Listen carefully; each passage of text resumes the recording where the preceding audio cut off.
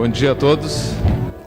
Vamos tentar iniciar no horário para que nós consigamos terminar no horário também.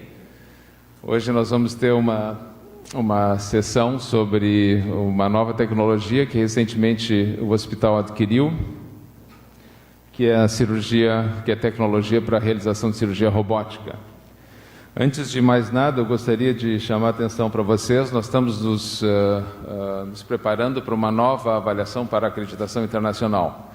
É muito importante que todos nós nos empenhemos. De todos os itens que foram avaliados, a Beatriz pode me corrigir, de 1000 e tantos itens avaliados, somente 70 pontos nós deixamos a desejar, ou não conseguimos atingir a meta desejada. Esses 70 pontos é que serão avaliados nessa próxima rodada de acreditação, que será realizada em novembro. Eu não sei bem o dia. Existem, nas próximas semanas, até a data dessa nova avaliação pela comissão, vocês serão bombardeados com uma série de dicas, uma série de lembretes sobre coisas que nós devemos fazer para poder passar nessa acreditação. O processo de acreditação internacional é extremamente importante para o hospital e nós esperamos que todos vocês estejam engajados nesse processo. Voltando então ao assunto inicial do grande round, vamos passar para a minha tela agora, por favor. Nós vamos falar sobre cirurgia robótica no Hospital de Clínicas de Porto Alegre e na Faculdade de Medicina da URGS. Essa tecnologia que foi recentemente adquirida pelo hospital é uma tecnologia que está sendo cada vez mais utilizada em todo o mundo.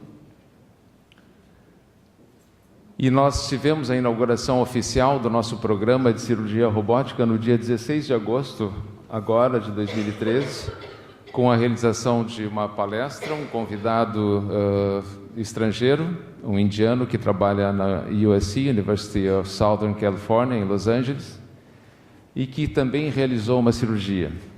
A inauguração oficial foi no dia 16 de agosto, mas nós já tínhamos realizado no dia 9 e 10 de agosto 3 cirurgias com o auxílio do robô, justamente para treinar o pessoal, para que no dia 16 esse colega chamado Manish Aaron pudesse realizar a sua cirurgia mais tranquilamente. Nós tivemos mais uma rodada de cirurgias nos dias 30 e 31, com a realização de mais 4 cirurgias robóticas. Ao todo foram 6 cirurgias de próstata, 5 cirurgias para câncer de próstata, uma cirurgia de rim e ureter e uma cirurgia de prostatectomia simples. Nós esperávamos que esse fosse o robô que nós recebêssemos aqui. Esse era o desejo de todos nós e especialmente dos nossos residentes e certamente de todos vocês. No entanto, o que nos apareceu foi isso aqui. Então é esse robô do qual nós estamos falando. E nós vamos conversar um pouco sobre ele. Esse é um assunto interessante, especialmente para nós cirurgiões, mas certamente a tecnologia nova, como toda tecnologia, ela deve ser avaliada e deve ser avaliada num local adequado. E o local adequado certamente é a academia, especialmente tecnologias com um alto custo agregado, inserido num sistema de saúde tão carente de recursos como o nosso. A tecnologia robótica ela vem crescendo, o Totti vai falar um pouquinho melhor sobre isso, mas é só para dar um exemplo de vocês o quanto cresceu o número de plataformas robóticas nos Estados Unidos nesses últimos anos. Atualmente nos Estados Unidos deve haver alguma coisa em torno de 2.000 plataformas robóticas, né, Totti? Então isso vem crescendo apesar de não ter havido nunca uma avaliação formal com um nível de evidência alto. Talvez isso se deva ao fato de essa tecnologia ser tão agradável, tão boa aparentemente, que a gente se utiliza dela e amplia o seu uso, sem mesmo testá-la adequadamente. Talvez aqui nós devamos testar. Eu vou pedir agora que o Totti assuma, ele vai conversar um pouco sobre a concepção do nosso programa e a concretização do nosso programa e a tecnologia robótica no mundo. Obrigado.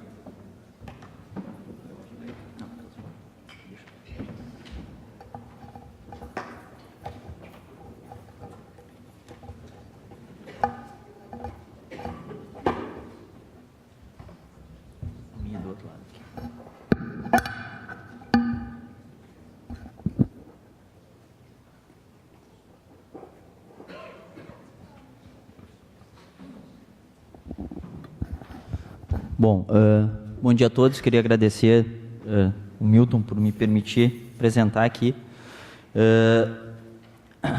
E eu vou conversar sobre cirurgia robótica e talvez situá-los um pouquinho nesse tema, né? Porque para a maior parte das pessoas, né, entender o que é o cirurgião robô, como é que ele funciona. Nós estamos falando da implementação de uma nova técnica e essa implementação, sem dúvida nenhuma, ela passa por a gente testar coisas novas. Essa frase ela já estaria mal colocada hoje, né? Se a gente for ver que ela foi colocada em 1828 pelo Marjolin, que descreveu lá as úlceras de Marjolin, a gente vê o quanto a gente ainda tem para melhorar e o quanto possivelmente daqui a alguns anos essa tecnologia que eu vou mostrar para vocês hoje ela está obsoleta. A primeira coisa que a gente tem que tirar da cabeça é quando a gente fala em robô cirurgião, a gente tem a ideia de uma unidade ou uma entidade autônoma. Robô, por definição, é isso. Na verdade, o que nós trabalhamos é com um sistema de master e de escravo. O robô ele não toma nenhuma atitude, isso é importante a gente sempre ressaltar, sem que a mão do cirurgião, atuando no console principal, indique para ele o caminho que ele deve tomar. Não existe a possibilidade, existem várias rotinas de segurança dentro do robô que impedem que ele tome uma atitude que seja isolada. Então, tudo é replicar o que a mão humana faz numa escala diferente. Como é que essa tecnologia vem se implementando no mundo? O Milton mostrou esse slide é muito importante porque, vejam, até 2005 a gente já tinha um número grande de unidades instaladas nos Estados Unidos, mas a partir de 2005 houve uma verdadeira epidemia. Para vocês terem uma ideia, do ponto de vista prático, hoje 96% de todas as prostatectomias dos Estados Unidos são feitas utilizando assistência para o robô. Sem dúvida nenhuma, é uma tecnologia que veio para ficar nas mais diferentes partes do mundo, Europa, Ásia, né? Em alguns lugares, obviamente, por questões econômicas menos, até a gente chegar no nosso continente. E a gente teve o prazer de retirar os pontinhos apenas do eixo Rio-São Paulo. A nossa é a 10ª unidade robótica do Brasil, a primeira fora do eixo Rio-São Paulo e a primeira com algumas características pontuais que eu vou mostrar para vocês ao longo do tempo. No Brasil, a casuística, até 2012, era em torno de 1.500 casos, mas com a profusão desses programas robóticos, para vocês terem uma ideia, nos primeiros 6 meses desse ano, em torno de mais 700 casos já foram realizados, quase metade dessa casuística aqui. Então, a gente deve estar no Brasil em torno de mais ou menos 2.300, 2.500 casos, né? E a maior parte, sem dúvida nenhuma, até porque a maior indicação no momento são os procedimentos urológicos, a prostatectomia corresponde a 70% desses valores aqui. Não é por outra razão que, se não essa, que nós começamos a realizar o programa aqui através da cirurgia urológica. O que esse sistema agrega de potenciais vantagens? O instrumental ele é articulado, ele corrige o tremor do cirurgião, ele permite uma coisa interessante que é o escalonamento dos movimentos numa relação até 5:1, ou seja, um movimento de 5 centímetros que eu fizer com a minha mão fora do paciente, ele vira um movimento de 1 centímetro, o que me permite então fazer movimentos muito mais precisos. Isso aqui é muito importante, o somatório da visão 3D e com a magnificação nos permite uma imagem que a gente não tinha na cirurgia laparoscópica, por melhores que sejam as nossas torres, que já transmitiam uma imagem para nós em Full HD. E associado a essas vantagens, uma ergonomia favorável, foi a primeira vez que alguém pensou no cirurgião, né? O treinamento ele ficou muito facilitado, existem várias evidências na literatura que a curva de aprendizado cai drasticamente. Para vocês terem uma ideia, na cirurgia da próstata, a cirurgia da próstata laparoscópica, a curva de aprendizado é em torno de 100 casos, ela cai para 20 a 25, utilizando o sistema robótico. Então, essa é uma questão que em um hospital escola, em um hospital universitário, em um hospital de treinamento de residentes, a gente precisa levantar. Claro que, como toda nova tecnologia e como tudo que existe, ela possui desvantagens.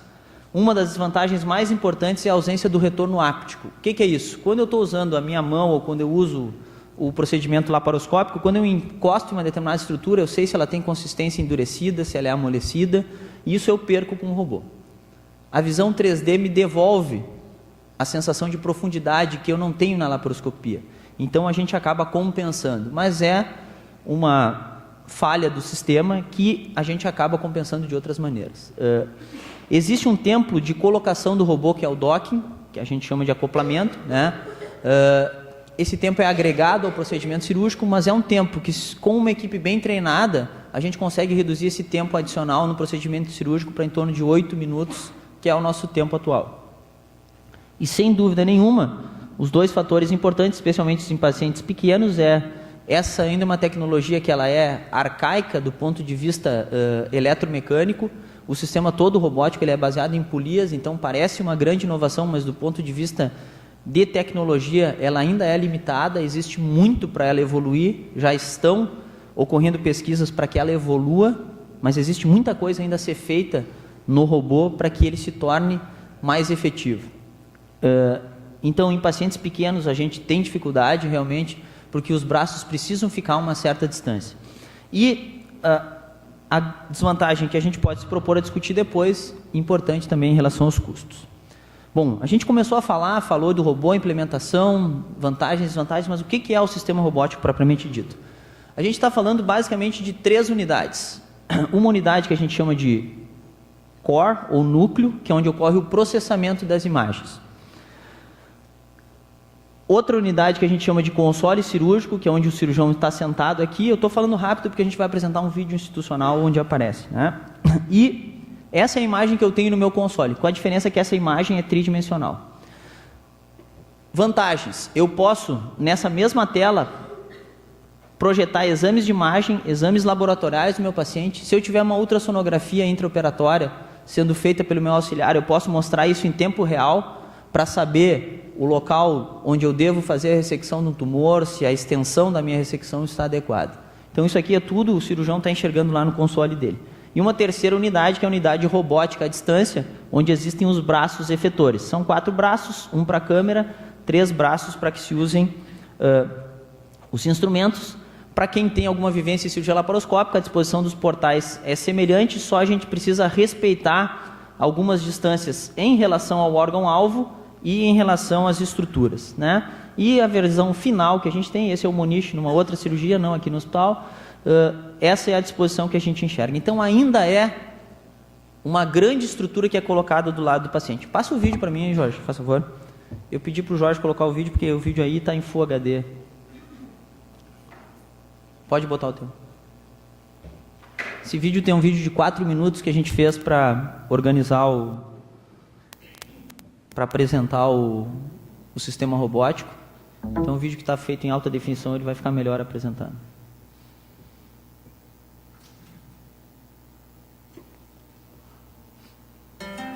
O Hospital de Clínicas de Porto Alegre dá mais um importante passo, reafirmando seu compromisso com a qualidade e segurança do paciente. O sistema de cirurgia robótica adquirido pela instituição vai qualificar ainda mais os procedimentos minimamente invasivos realizados. Além disso, o Clínicas é o primeiro hospital universitário a utilizar o robô, aliando a excelência técnica ao ensino dentro das mais modernas e melhores práticas. O robô é constituído de 3 partes básicas. O núcleo central, ou core, que é a central de processamento de imagens, muito semelhante a uma torre de laparoscopia convencional. É de onde sai a câmera que capta imagens em Full HD 3D. Aqui também ficam a fonte de luz e os sistemas de gravação da imagem captada. Nesta torre há um monitor touchscreen com alto-falantes que permite a interação entre o cirurgião e o profissional que está auxiliando de fora. O orientador pode desenhar nesta tela o local onde será feita uma incisão, uma ligadura, e a linha traçada aparece na imagem do robô. O núcleo pode ser alimentado com imagens do sistema de exames do hospital, permitindo que o cirurgião tenha no seu console, em tempo real, a imagem de uma tomografia, de uma ressonância ou mesmo de uma ecografia intraoperatória que esteja sendo realizada naquele instante. A segunda parte é chamada de Patient Side CAPT. É a parte efetora que contém 4 braços robóticos, sendo 3 para a utilização de pinças e 1 com a câmera, que também é controlada pelo cirurgião à distância. Os movimentos realizados pelo robô replicam o que está sendo feito no console do cirurgião. Os instrumentos permitem ao profissional realizar movimentos impossíveis na laparoscopia usual, movimentos rotacionais e inclusive alguns incapazes de serem feitos com as mãos, chegando a 6 graus de mobilidade. Além disso, as pinças têm sua parte efetora com até 2 centímetros de comprimento, o que aumenta a precisão nos movimentos. Assim como na laparoscopia, a redução do trauma provocado pelo uso de instrumentos convencionais e a imagem é ampliada em torno de 10 vezes. A diferença do sistema robótico é a visão Full HD em 3D, que devolve ao cirurgião o senso de profundidade não encontrado na cirurgia laparoscópica usual. A terceira parte é constituída por 2 consoles.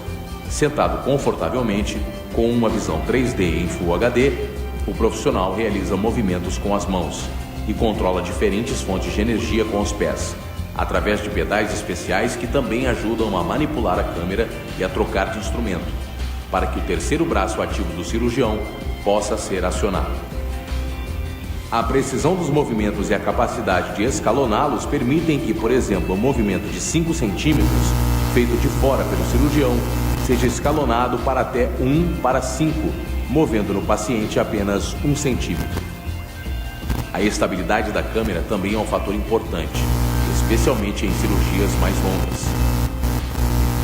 Aprimorando também o ensino, o sistema adquirido pelo hospital possui 2 consoles, possibilitando que um funcione como orientador. Através de um ícone 3D, é possível replicar o local onde está o movimento do console mestre do console escravo. Assim, é possível observar quando o movimento inadequado está prestes a ser realizado ou ainda que o orientador demonstre o movimento para que seja refeito pelo aluno. Qualificar a estrutura das atividades assistenciais e acadêmicas é reforçar nossa missão de prestar assistência de excelência e atuar na formação de recursos humanos. É reforçar o compromisso do Hospital de Clínicas com a sociedade e com o futuro da saúde.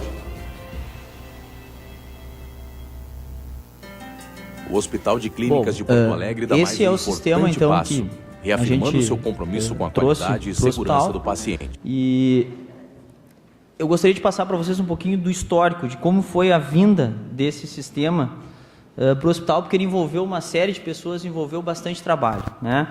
Então, eu vou desenhar um breve timeline para vocês. Em janeiro de 2011, eu tive a oportunidade de visitar esse hospital na Flórida, que é um centro importante de cirurgia robótica. E após voltar, a gente iniciou as discussões juntamente. Então eu fiz um treinamento que é um treinamento não oficial, porque o treinamento oficial só pode ser feito a partir do momento que a unidade robótica é comprada no teu hospital, e isso tem uma justificativa óbvia, né? A pessoa precisa ficar treinando e precisa usar isso logo em seguida, mas o importante é que isso gerou uma semente que fez com que houvesse a discussão com o serviço de urologia. Foi apresentado o grupo de trabalho para o presidente do hospital, que respondeu para mim que eu estava louco e que isso só poderia acontecer no próximo, com as obras, enfim, do hospital. Mas o Amarílio me fez uma contraproposta que era bem interessante, que era revisar a literatura e propor um centro de simulação e treinamento. Esse centro de simulação e treinamento acabou gerando uma viagem do Amarílio para conhecer melhor o sistema robótico, porque até então ele só ouvia o que a gente falava. E a gente teve a oportunidade de, através de um pedido do Brasil, eu conversei com um cirurgião que eu tinha acompanhado lá e a gente fez uma cirurgia ao vivo transmitida aqui em tempo real, com discussão aqui no auditório. Foi a primeira transmissão em tempo real lá de fora para o Rio Grande do Sul, de uma cirurgia robótica, e esse tema voltou à tona aqui dentro do hospital.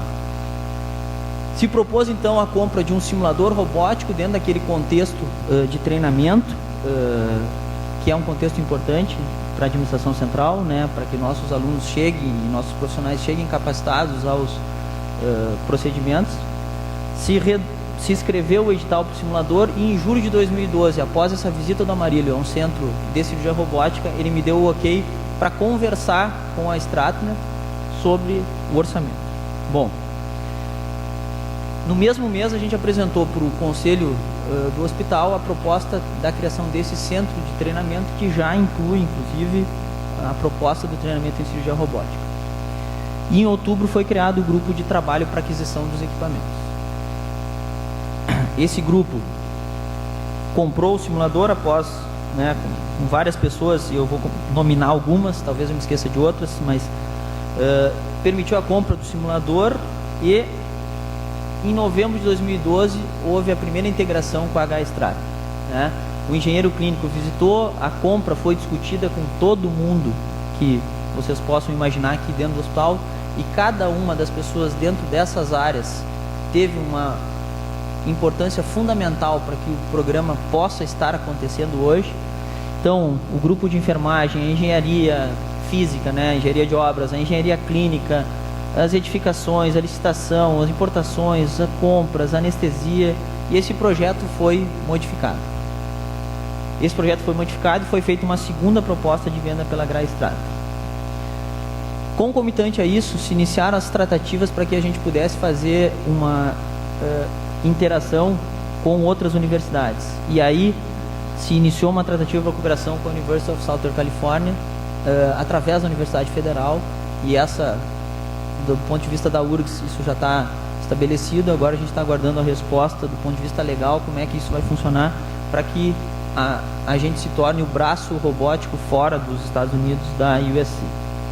Em dezembro foi definido um cronograma, e em dezembro de 2012 foi definido então quem vai trabalhar em cada área, e foi aprovado um cronograma de implementação. Nessa mesma época nós começamos então, isso aqui é uma iniciativa do Serviço de Cirurgia Geral, na pessoa do Oli, se fez um encontro de cirurgia robótica, onde foi apresentado esse programa que eu estou mostrando para vocês. Reforçando aquela necessidade de que a gente tem batalhado, que o treinamento é a parte mais importante. Esse é o local onde existe a parte toda de treinamento do nosso simulador, então uma estrutura bastante importante. Nós fomos lá para estabelecer protocolos para cada uma das especialidades cirúrgicas, culminando com a chegada do MIMIC e com o início do treinamento. A chegada do MIMIC já suscitou a possibilidade da vinda do robô em agosto, isso também foi motivo de apresentação. Bom, as reuniões com as equipes multidisciplinares continuaram. Essa era a cara da sala cirúrgica em junho, né? E a gente iniciou o nosso treinamento então, inicialmente online, depois em São Paulo, depois em Houston, culminando com a chegada do robô no dia 8 de julho.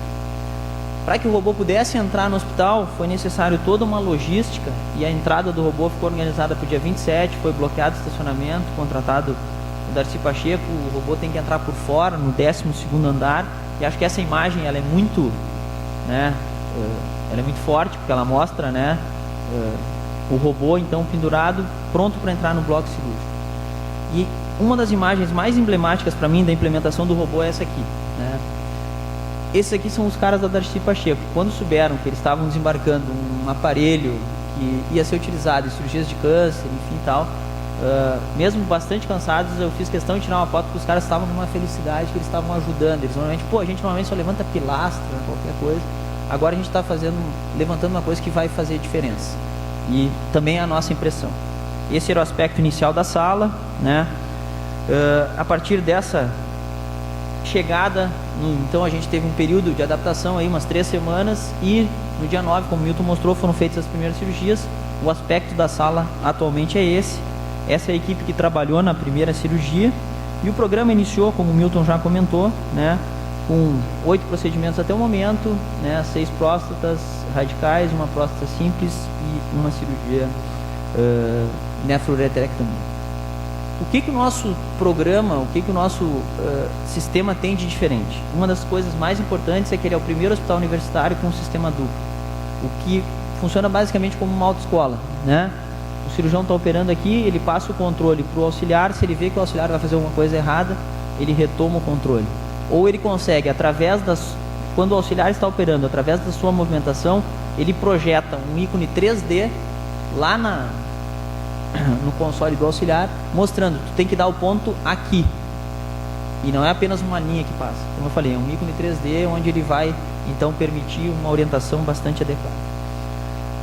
Uma das outras características que o nosso primeiro sistema a ter é a possibilidade da evolução para um tipo de cirurgia menos invasiva ainda. Então, em vez da gente ter vários portais de laparoscopia entrando em locais diferentes da parede abdominal, esse conceito de single site faz com que a gente tenha a entrada de vários portais em um orifício na parede abdominal apenas. O problema atual, vocês vão ver nessa imagem aqui, acho que essa imagem é muito feliz. Essa é a cirurgia que a gente faz na laparoscopia convencional. Vocês vejam que a colisão, quando eu uso o single site, a colisão é muito grande, eu tenho uma estabilidade da câmera muito ruim, e aqui vocês estão vendo o sistema robótico operando com esse mesmo dispositivo. A estabilidade é total e a gente consegue fazer uma cirurgia com o mesmo grau de segurança da cirurgia laparoscópica usual. Então esse é um grande diferencial que nós já temos disponíveis, e a partir do momento que nós tivermos 20 casos, nós também vamos poder utilizar. De que maneira, e posso garantir a vocês que vai ser de uma maneira muito organizada, o sistema robótico vai ser implantado no hospital. Então, existe um cronograma que inicialmente vai até setembro de 2015, mas já existem outras especialidades entrando aqui embaixo, onde a cada 6 meses vai ocorrer a entrada de 2 especialidades cirúrgicas.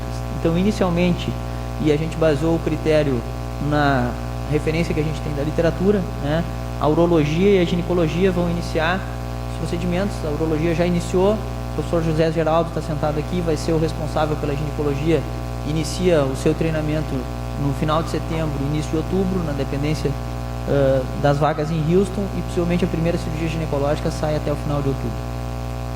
E depois, então, as demais cirurgias sendo implantadas. Esse hospital é um hospital que ele preza o ensino, a pesquisa e a assistência.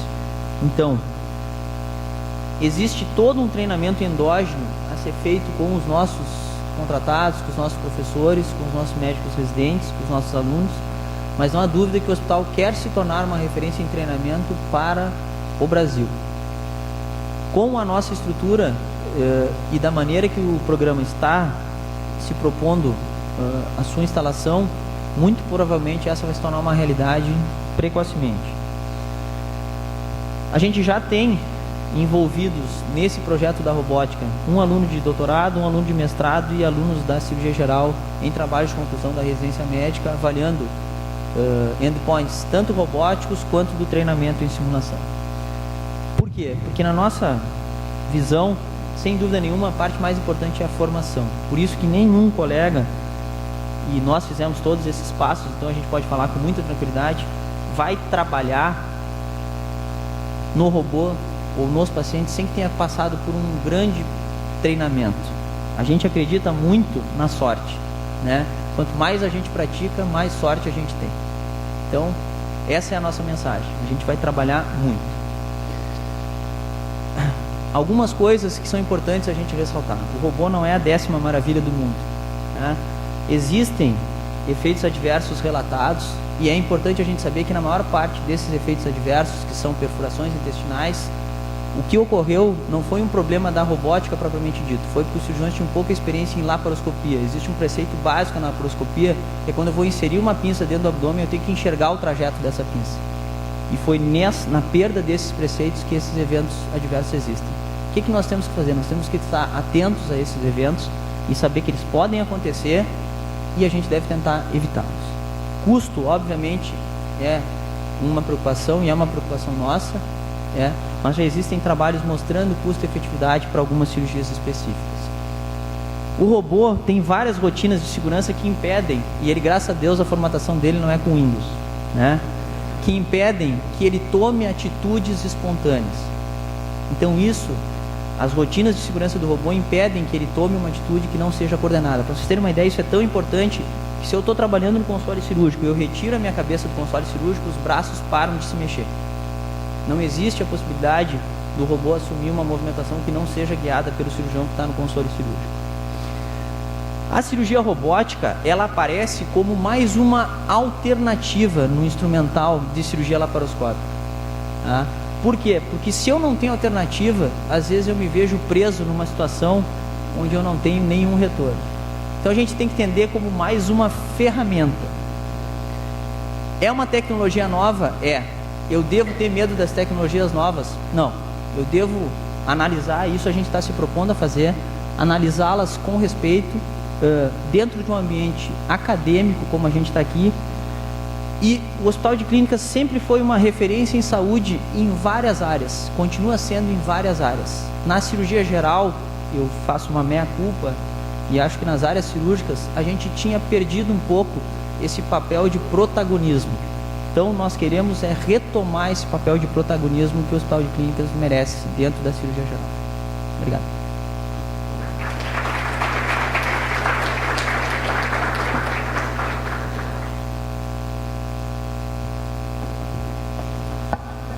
Obrigado, professor Totti, pela brilhante exposição. Espero que eu não fique embretado ali, que nem aquele astronauta. Nós não fiquemos já, botando a mão na cabeça.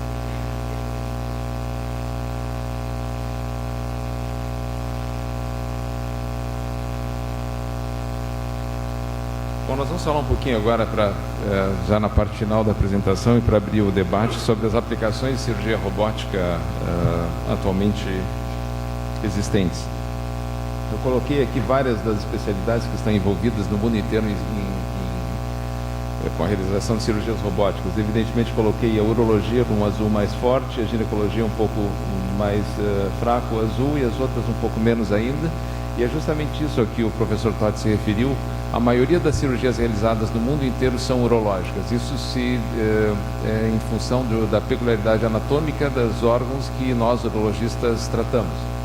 A cirurgia robótica ela se presta muito para cirurgias em cavidades, em campos pequenos, onde nós podemos fazer movimentos e atuamos em uma área restrita de campo.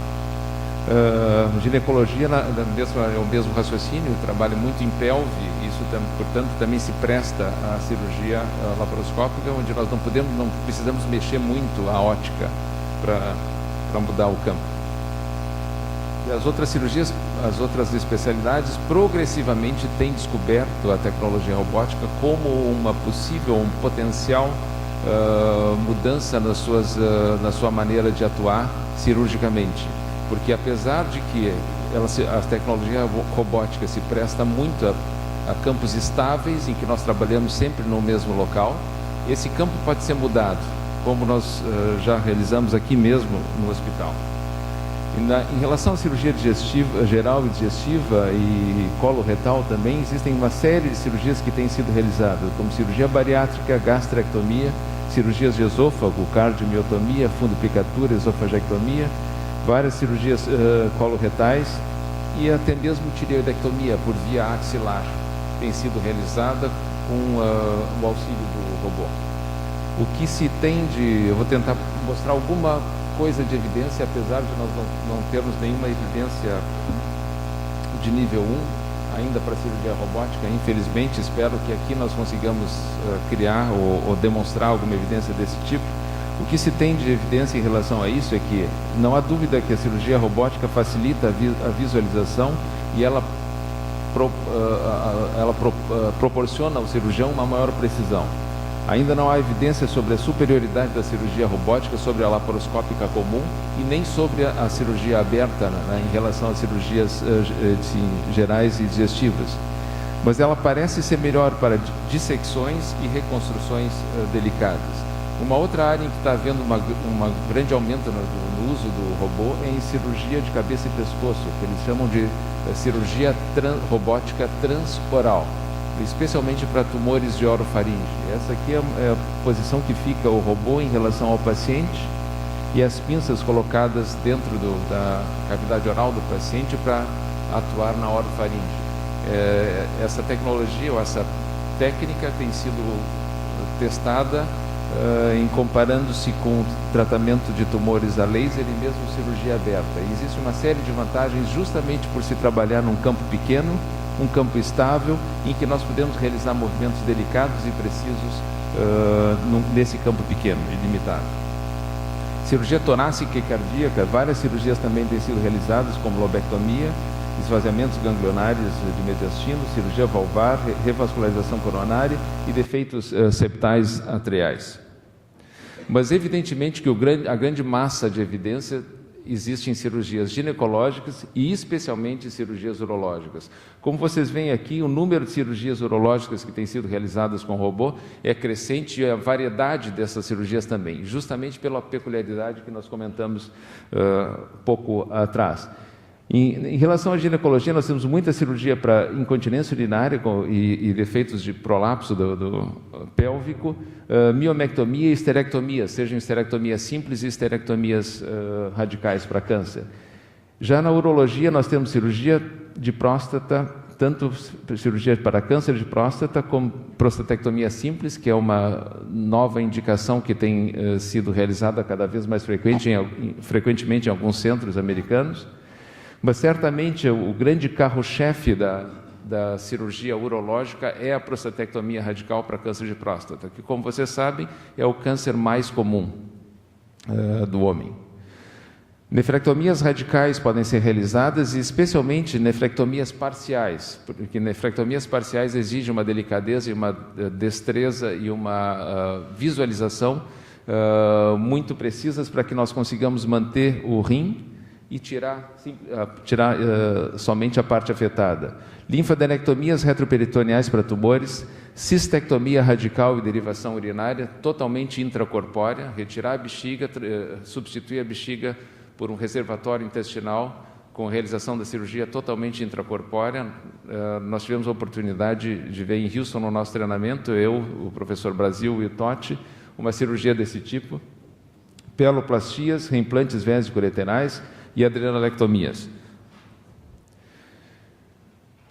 Como a cirurgia urológica é a cirurgia que mais é realizada com a utilização da tecnologia robótica, eu resolvi colocar para vocês, somente para sintetizar, as diretrizes da Associação Europeia de Urologia em relação à cirurgia robótica, as mais recentes que nós temos. Esse aqui é o nível de evidência que eles utilizam e os graus de recomendação que eles utilizam também, baseados nesses níveis de evidência.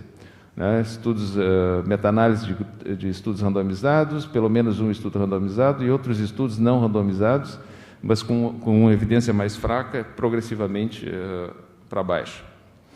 O que nós temos, então, vamos falar somente sobre prostatectomia radical robótica, que é a cirurgia mais realizada no Brasil e no mundo. Prostatectomia radical robótica e desfecho oncológico, isto é, cura do tumor, sem falar em desfecho funcional, que nós vamos verificar. Mais adiante. Como nós vemos aqui, o nível de evidência são níveis de evidência intermediários, eles não são fortes e nem fracos. O que se pode colocar é que a cirurgia robótica não aumenta ou não melhora os resultados oncológicos ou desfechos oncológicos em comparação com a cirurgia aberta e a laparoscópica. A expertise cirúrgica é o fator crucial. No momento, ainda não se pode dizer que o robô seja recomendado para melhorar os desfechos oncológicos. No entanto, a impressão que se tem em quem faz cirurgia robótica é que a visualização é tão boa e a amplificação de imagem é tão boa que é bem provável que no futuro isso venha a se modificar. No que se refere à prostatectomia radical robótica e incontinência urinária, também comparando prostatectomia robótica com laparoscópica e prostatectomia aberta, o que se pode dizer é que existe uma tendência a uma recuperação mais rápida da continência após a prostatectomia robótica em comparação com a cirurgia aberta e cirurgia laparoscópica. Essas são diretrizes europeias. Eu devo dizer que na Europa se faz muita laparoscopia, lá foi o berço da laparoscopia urológica, inclusive para câncer. Portanto, a expertise deles em laparoscopia convencional é muito grande. Mesmo assim, eles estão adotando progressivamente o robô, o que é, no mínimo, muito significativo. Então, parece que para atingir uma continência mais precoce em prostatectomia radical, o uso da tecnologia robótica pode ser recomendado. A prostatectomia robótica também, em relação a outro desfecho funcional importante, que é disfunção erétil, que é outra das complicações frequentes em prostatectomia radical. Também não se pode dizer que a robótica seja superior, mas existe uma tendência a uma recuperação mais rápida da potência após a cirurgia robótica, quando comparadas à técnica aberta e laparoscópica. Infelizmente, nos faltam evidências de nível 1 ainda para a gente conseguir situar a tecnologia robótica, a cirurgia robótica em relação às outras técnicas. E a gente espera que isso seja realizado e talvez nós consigamos aqui realizar. O fato é que a incorporação da tecnologia ela parece estar sendo baseada mais nas qualidades inerentes da tecnologia, como a visualização melhor, delicadeza e firmeza de movimentos, ergonomia para o cirurgião, fundamental, e benefícios, com os benefícios da cirurgia minimamente invasiva, sem incisão para o paciente. E o que se pode dizer é que os desfechos funcionais e oncológicos, eles não são inferiores à cirurgia aberta, mas nós não podemos dizer que eles sejam superiores à cirurgia aberta. Outros desafios que nós temos é a educação e treinamento em cirurgia robótica, como o professor Totti falou. Não existe programa acadêmico urológico nos Estados Unidos que não tenha treinamento em cirurgia robótica. Portanto, isso já é alguma coisa como já está bem estabelecida. Não existe treinamento de residência em urologia nos Estados Unidos acadêmico que não disponha de treinamento robótico. Todo o fellowship da Sociedade de Oncologia Urológica nos Estados Unidos também oferece treinamento robótico, porque a maioria das cirurgias robóticas são para tratamento de câncer. Apesar disso, não existe um currículo padronizado e validado para a cirurgia robótica, apesar de existirem várias tentativas de estabelecer um currículo mínimo. E é o que nós pretendemos aqui, como o professor Totti referiu, estabelecer uma maneira de nós treinarmos os nossos fellows e os nossos residentes, os nossos membros dos serviços para treinamento em cirurgia robótica, como nós também fizemos. Nós não sabemos se isso é o certo, se é o melhor, mas obviamente nós vamos analisar e testar se é o melhor. A realidade virtual se presta muito a isso, a esse tipo de treinamento. Nós fizemos isso e nós notamos a diferença de ter o treinamento em realidade virtual e após partir para o treinamento em animais, em laboratório animal. Portanto, a realidade virtual faz parte do treinamento em cirurgia robótica. O que nós queremos mostrar é que a cirurgia robótica no HCPA realmente representa uma nova era, porque ela resgata para a cirurgia do hospital e da Faculdade de Medicina da URGS o pioneirismo e o protagonismo que o Dr. Totti se referiu na sua apresentação. E tem o potencial, caso a tecnologia realmente se mostre superior, de melhorar a assistência, aprimorar o nosso ensino com o desenvolvimento de novas técnicas e incentivar a pesquisa com todos os projetos de pós-graduação em que nós estaremos envolvidos. Enfim, o robô chegou. Essa aqui é um desenho do nosso cartunista, professor Cláudio Lima, do Serviço de Urologia. Talvez no futuro a gente consiga deixar o paciente sendo operado por robôs e nós tendo uma atitude mais de lazer. Obrigado. Por favor, eu convido... Nós temos ainda 15 minutos, eu convido o professor Totti, professor Brasil, para sentar à mesa e abrimos a discussão para a plateia.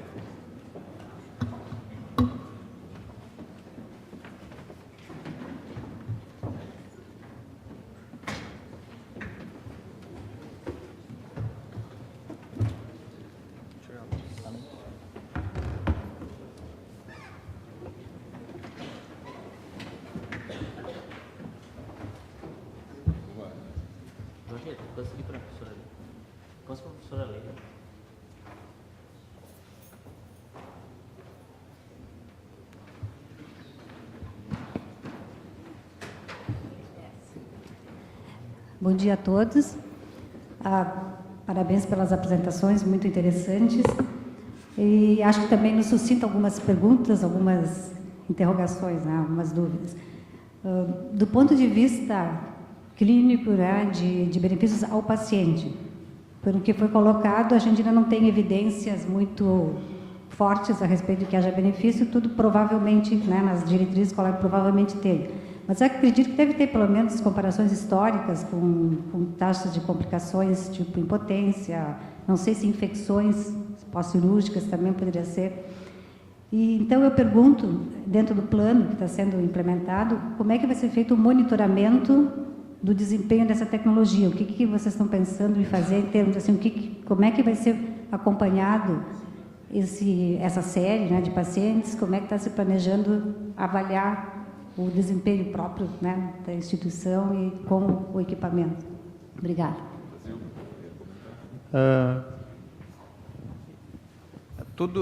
Todas as ações do robô elas vão ser controladas e monitoradas, né? Já existe um aluno de mestrado com um banco de dados estruturado para avaliação de todos os desfechos relacionados às cirurgias que a gente tem fazendo, em especial a prostatectomia radical, que é o grande volume. Os tempos cirúrgicos, eles estão sendo registrados passo a passo, porque isso na literatura também é avaliado. Então, o momento que o paciente entra na sala, o momento que é anestesiado, o momento que o tempo que leva para a docagem do robô, o tempo de cirurgia em si, né? E os desfechos todos, sejam eles oncológicos ou não, também avaliados. Simultaneamente, a gente já está iniciando também a construção de análise econômica do robô, né? Que também é uma questão que vai ser observada e certamente vai ser junto com as nossas intenções de desenvolvimento de pesquisa em cima do robô, seja em simulação, seja em análise de desfecho, seja em análise econômica, isso vai ser agregado num curto prazo, né? Então, todas essas variáveis elas estão sendo controladas e já existe o banco de dados construído para isso e esse banco de dados já está sendo carregado. Claro que os casos iniciais são casos sentinela, né? Principalmente os da primeira semana, por mais que a gente tenha simulado as situações em sala cirúrgica, é diferente quando se está com o paciente e sem o paciente, né? Nós ainda estamos sendo orientados pelo tutor das cirurgias e os tempos cirúrgicos eles são atrasados em virtude de que existem cirurgiões em treinamento. Mas, de uma maneira geral, a ideia é que todos esses dados sejam coletados, registrados e analisados dentro de todo o contexto. Isso dentro do nosso contexto urológico e depois com a ginecologia, as outras áreas entrando dentro do cronograma também, né, cada um com a sua especificidade, isso também vai ser construído. Acho que uma coisa importante ressaltar, Leila, é que não é que a gente não existe evidência na literatura de que o robô é melhor, mas ele é pelo menos igual. O índice de complicações em nenhum dos desfechos ele aumenta com o uso do robô, comparando com séries históricas, vamos pegar de prostatectomia ou enfim, qualquer que seja a cirurgia. Então o resultado é no mínimo igual ao que a gente já tem em termos de cirurgia aberta laparoscópica. O que a gente não conseguiu provar é que ele é melhor, que ele é igual. A gente já existe evidência sim que ele é igual na comparação com séries históricas, isso sim. Então ele não agrega nenhum tipo de complicação, né? Como eu falei, aqueles efeitos adversos que estão sendo monitorados e vão ser monitorados por nós, eles estão associados a uma má técnica que poderia ocorrer numa cirurgia laparoscópica, né? Aquilo foi um erro, aqueles erros que estão relatados quando a gente vai ler o report do FDA, e é o comentário, inclusive, naquele editorial do Medscape, é que os eventos eles estão relacionados à má técnica, mas não porque o robô tomou uma atitude ou porque a pinça do robô ela infecta mais do que a pinça laparoscópica ou porque o tempo agregado do docking aumenta o problema. Não, foi por um erro de técnica básica, um erro grosseiro.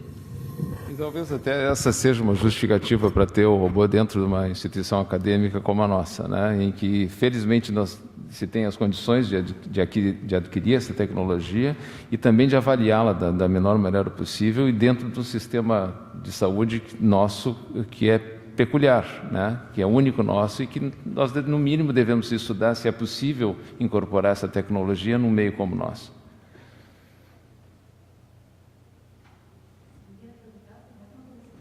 Sim, sim.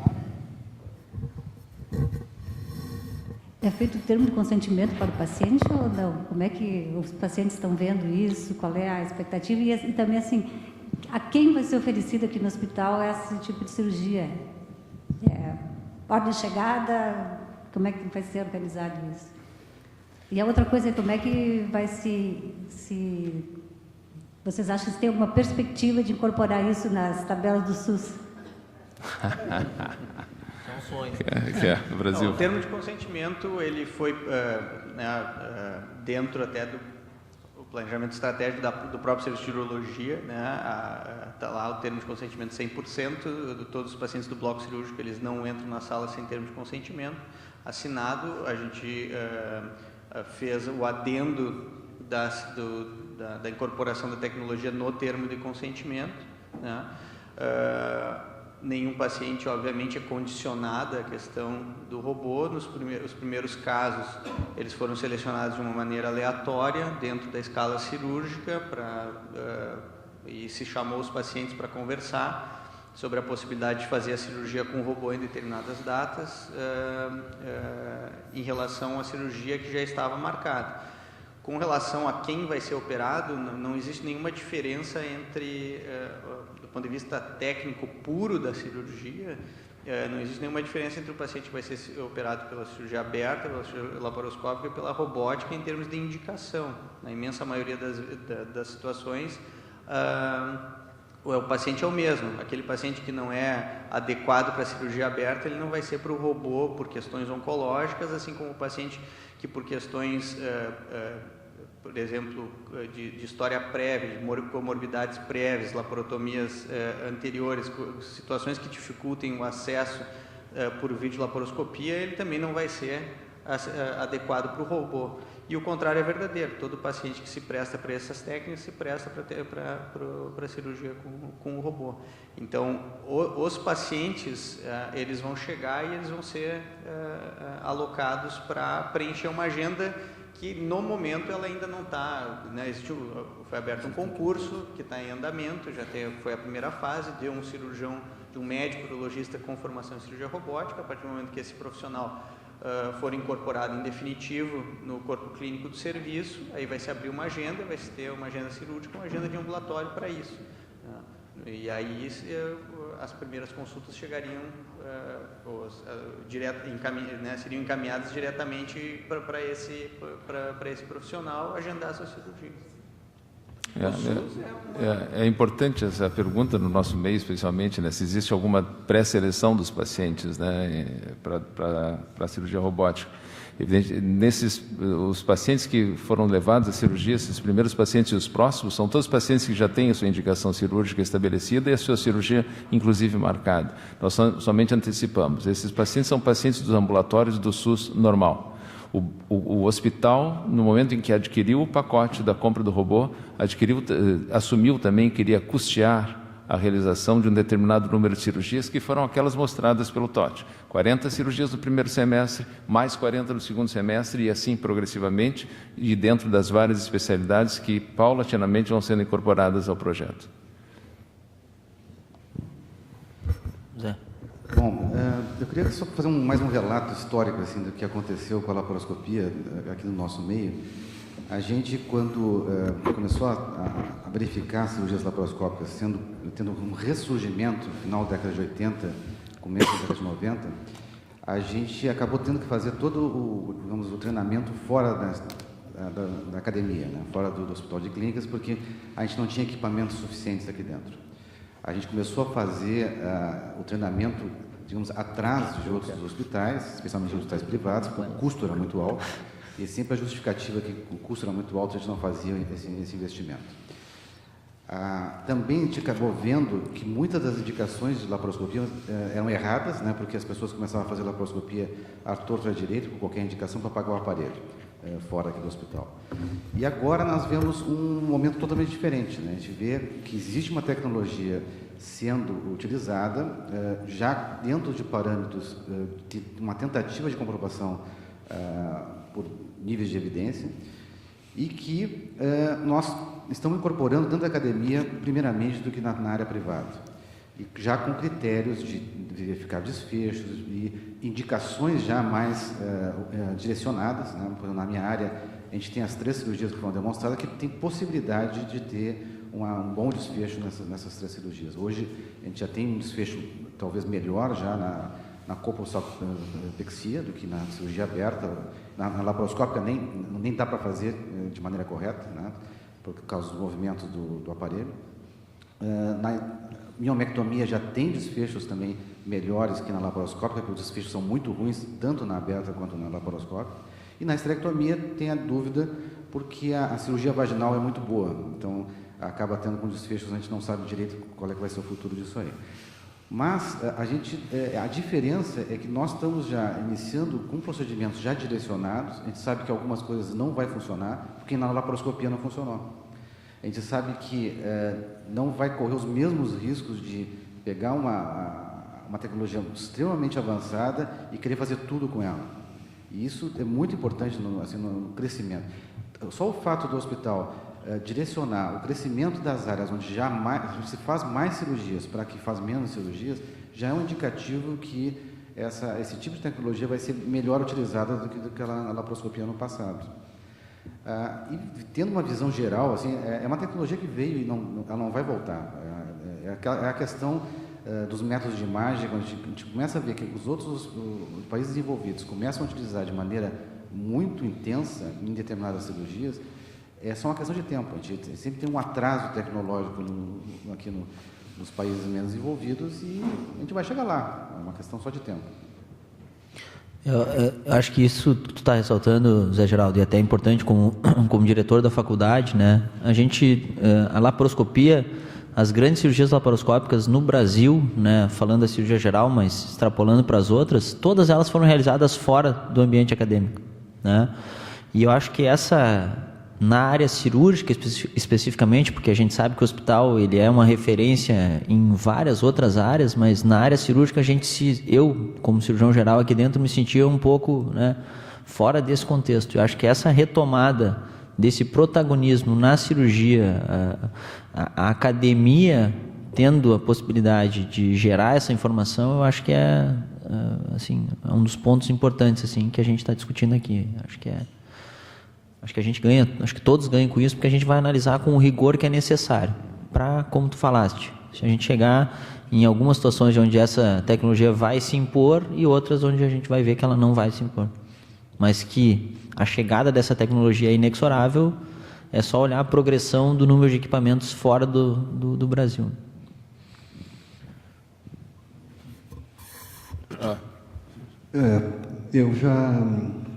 Muito obrigado pela apresentação, acho que foi excelente, reforça cada vez mais, principalmente essa ideia de que os serviços cirúrgicos retomaram a importância acadêmica que em outras tantas áreas o Hospital de Clínicas e a faculdade sempre tiveram.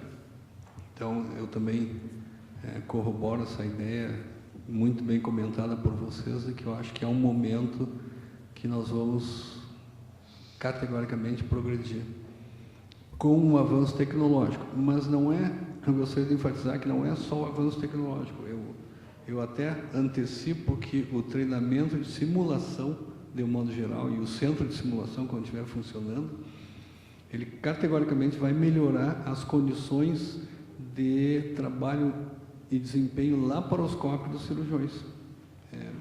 Eu conversei com o Totti hoje, eu acho que isso é um estudo que nós devemos desenvolver também. O ano passado nós já tivemos a realização de um workshop sobre educação, treinamento, simulação, que foi importante também, e eu acho que tudo isso vem ao encontro desse desenvolvimento que nós podemos propiciar. Independente da cirurgia robótica ainda não ter mostrado melhor desempenho que as outras técnicas para alguns desfechos, não invalida a importância que ela vai ter no futuro. Porque a colicistectomia laparoscópica, por exemplo, nunca passou por um ensaio clínico randomizado. E em que pese que a chance de se ter complicações biliares com a laparoscopia, a colicistectomia laparoscópica, é ainda pela literatura maior do que com a cirurgia aberta, não passa hoje pela cabeça de um cirurgião oferecer em primeira mão a cirurgia aberta para o paciente, porque praticamente assim a laparoscopia está estabelecida como primeira opção. Então eu creio que muito em breve, com o treinamento adequado, e aí eu reforço de novo, o treinamento adequado em robótica, o estabelecimento de protocolos de treinamento, a testagem da eficácia desse treinamento é o que vai nos fazer conscientemente e criticamente estabelecer o melhor proveito da cirurgia robótica. Isso não aconteceu e é mais difícil de acontecer fora da academia. Então, acho que por isso que todos nós estamos de parabéns assim, por essa conquista. É muito mais do que o avanço tecnológico. Eu acho que é a importância da mudança do paradigma. Okay. Alguma pergunta a mais? Acho que nós já estamos no limite, 1 hora em ponto. Eu agradeço a todos. Professor Busnello, o senhor quer... Só uma pergunta. específica quanto ao projeto de pesquisa. Certamente, eu debatido sempre nisso, então, o índice de cumprimento da revisão periódica de cada um para ter os dados de, por exemplo, disúria, vamos pegar, tem específico, potência sexual, diminuição, aumento, ou qualquer outra coisa, tem sido bom ou eles não comparecem ou vocês têm uma forma de seguimento policial? Desculpe usar a palavra policial. Eu acho que vai ter um segmento policial, sim, porque nós queremos levar esse programa dentro de todos os padrões acadêmicos que nós achamos que deva ser levado. Nós achamos desde o início que aqui, se tem algum local onde deve ser testada essa tecnologia, é aqui. E se nós quisermos testar, nós devemos ter todos os dados à mão. Por sinal, essa é uma das falhas nossas aqui, de nós não termos todos os nossos pacientes na mão, porque nós não dispomos, eventualmente, até de tecnologia como banco de dados, que a gente possa guardar todas as nossas informações. Mas os pacientes serão seguidos todos de uma maneira muito estrita em todos os seus desfechos, sejam eles oncológicos, sejam funcionais, para que nós realmente possamos relatar isso proximamente. É importante que nós façamos isso, é importante que nós façamos, que se saiba também que existe curva de aprendizado. Nós temos a sorte aqui de ter um proctor que vai estar específico e que vai liderar também esse programa. Esse proctor tem 5 anos de experiência nos Estados Unidos, está atualmente nos Estados Unidos, está fazendo essa transição de volta e está há 5 anos lá fazendo cirurgia laparoscópica urológica avançada e cirurgia robótica urológica. Então, ele vai ser um dos líderes também na condução desse processo e nós temos a felicidade de que isso esteja ocorrendo conosco, coisa que não ocorreu onde outros robôs ou plataformas robóticas existem no país. Não existe nenhum outro com um proctor on-site, como nós temos, como nós vamos ter aqui. Isso também fez parte do pacote do programa, fazer um concurso específico para uma pessoa que pudesse ter a qualificação de liderar esse projeto e encurtar essa curva de aprendizado pela qual todos que entram nessa tecnologia passam. Se calcula que, só para ter uma noção, se calcula que para se ter a proficiência básica em cirurgia robótica sejam necessários 20 procedimentos. Isso é uma impressão pessoal do professor que veio aqui no dia 16 na inauguração, o Manish. 20 procedimentos para se ter a proficiência básica, 50 procedimentos para se ter conforto e 100 procedimentos para se ter expertise. 80 100 procedimentos para se ter expertise. Então, é fundamental ter realmente alguém que já com experiência, já com vivência, que tenha passado por essa curva de aprendizado, porque esses números tendem a diminuir na medida em que nós temos uma pessoa assim. Eu acho que, na verdade, que além de reforçar o que o Milton falou, de que o lugar certo do robô é num hospital universitário como o nosso, né? Todos os passos até agora, e como o professor Geraldo falou, se respeitou o volume de cirurgias para criar um critério de implementação do programa. Todos esses passos não foram construídos por acaso, porque a gente achou que pelo bom senso eles seriam dessa maneira. Tudo está nos livros, inclusive como implementar um programa de cirurgia robótica em qualquer hospital. E isso foi seguido também baseado no que está na literatura, não somente na busca de desfechos clínicos, desfechos econômicos, etc., mas também na própria implementação do processo, do ponto de vista logístico dentro de um hospital, de como tu estrutura uma equipe de enfermagem, de como se traz um orientador, de quantas cirurgias vai precisar para que os outros cirurgiões se sintam à vontade para começar a operar sozinhos, quando que se agrega outros profissionais, quando que entra outra especialidade no programa. Tudo isso está bem escrito, está bem apresentado na literatura, e isso certamente nos dá a segurança, depois também de já ter iniciado o programa, de que as coisas realmente estão indo num bom caminho. Se a gente conseguir manter a tranquilidade, a serenidade e a racionalidade agregada à literatura, a ajuda da literatura, o sucesso do programa é inevitável. Isso vai acontecer e todas as especialidades vão entrar de uma maneira tranquila, positiva e produtiva dentro do programa. Isso eu tenho certeza. Okay. Obrigado a todos, obrigado Brasil e Totti.